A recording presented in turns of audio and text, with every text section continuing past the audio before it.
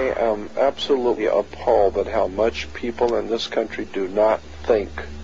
We are given to understand that, that an Arabic guy out there up in the mountains financed the most elaborate attack on this country. Do you think some people in a cave,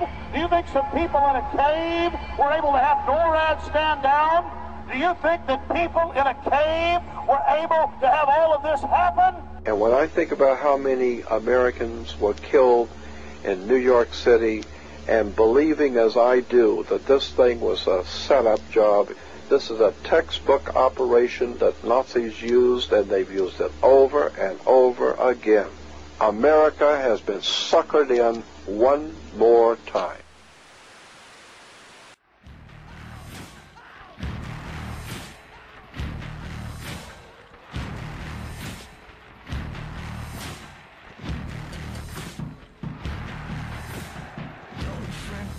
I'm here. Step away from the window and go back to sleep.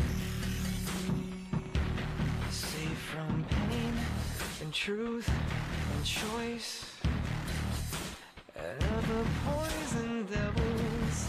See, they don't give a f about you like I do.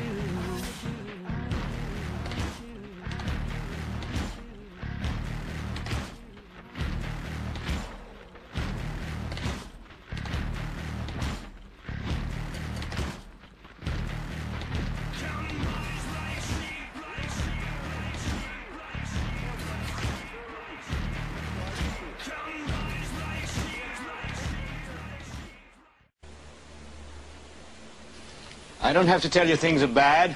Everybody knows things are bad. The dollar buys a nickel's worth. Banks are going bust. Shopkeepers keep a gun under the counter. Punks are running wild in the street. There's nobody anywhere who seems to know what to do, and there's no end to it.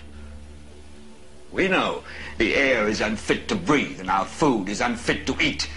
We sit watching our TVs while some local newscaster tells us that today we had 15 homicides and 63 violent crimes, as if that's the way it's supposed to be. We know things are bad, worse than bad. They're crazy. It's like everything everywhere is going crazy, so we don't go out anymore. We sit in the house, and slowly the world we're living in is getting smaller, and all we say is, please, at least leave us alone in our living rooms. Let me have my toaster and my TV and my steel-belted radios, and I won't say anything. Just leave us alone. Well, I'm not going to leave you alone. I want you to get mad. I don't want you to protest. I don't want you to riot. I don't want you to write to your congressman because I wouldn't know what to tell you to write. I don't know what to do about the depression and the inflation and the Russians and the crime in the street. All I know is that first, you've got to get mad. You've got to say, I'm a human being. God damn it. My life has value.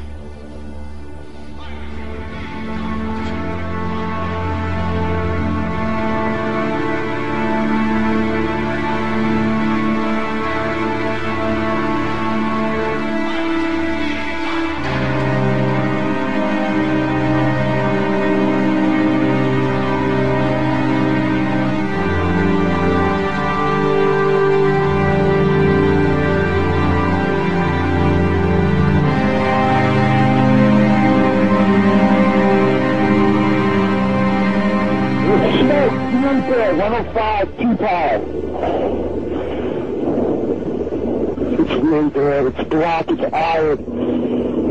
My wife thinks I'm alright. I called her and said I was leaving the building. I was fine, and bang. The three of us, 2 broken windows. Oh, God!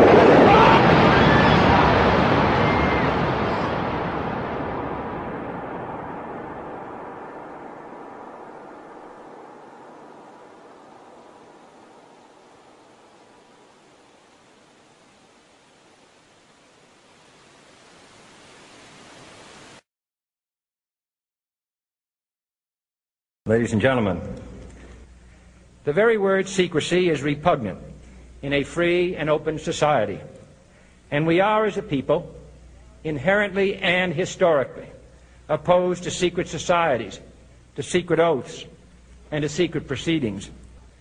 For we are opposed around the world by a monolithic and ruthless conspiracy that relies primarily on covert means for expanding its sphere of influence, on infiltration instead of invasion, on subversion instead of elections, on intimidation instead of free choice.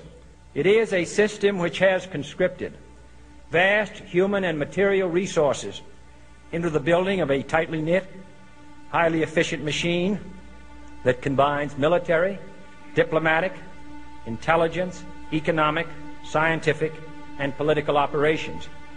Its preparations are concealed, not published. Its mistakes are buried, not headlined. Its dissenters are silenced, not praised. No expenditure is questioned, no secret is revealed. That is why the Athenian lawmaker Solon decreed it a crime for any citizen to shrink from controversy.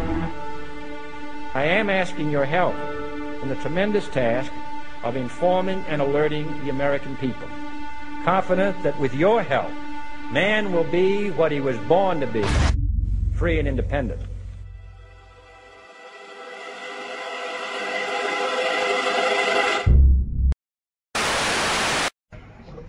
I thank the gentleman. I rise in opposition of this bill, but I would like to clarify something. We're not trying to scare kids. This president's foreign policy is what's scaring the kids of this country. And that people have said today, why are people believing this? Why are people believing this big internet hoax? Well, it's the same people that told us Saddam Hussein had something to do with 9/11. Same people that told us Saddam Hussein had weapons of mass destruction. Same people that told us we were going to be able to use the oil for reconstruction money. Same people that told us that we'd be greeted as liberators, not occupiers. Same people, same president that told us the Taliban is gone. Same president that told us that Poland is our ally 2 days before they pull out. Same president that tells us Iraq is going just great. Same president that tells us the economy is going just great. Same people that told us the tax cut was going to create millions of jobs. Same people that told us that the Medicare program only cost $400 billion when it really cost $540 billion. So please forgive us for not believing what you're saying. Please forgive the students of this country for not believing what you're saying. Not one thing about this war that has been told to the American people or that has been told to these college students has been true. Not one thing. Bremer says we need more troops. The Pentagon says we need more troops. And this president can't get them from the international community. There's only one option left. Let's be honest with the American people. I yield back the balance of my time. I wish to thank the sponsors for inviting me. I don't often get invited. This was an important debate. I had planned another closing message, but I feel compelled to say what I'm about to say.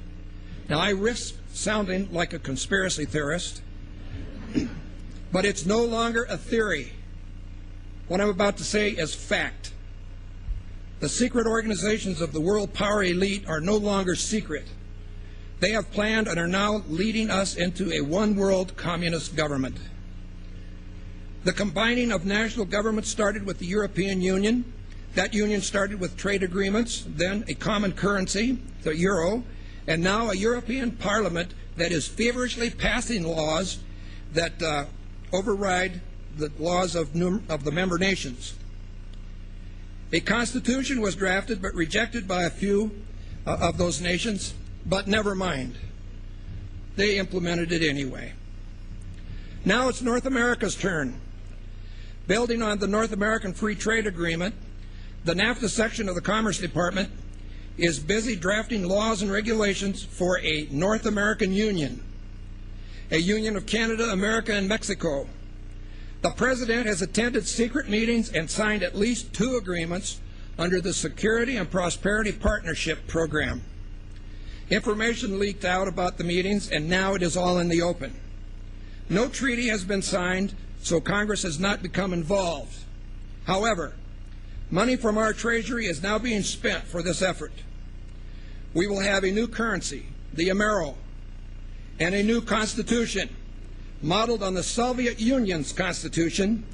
Our rights will not be inalienable.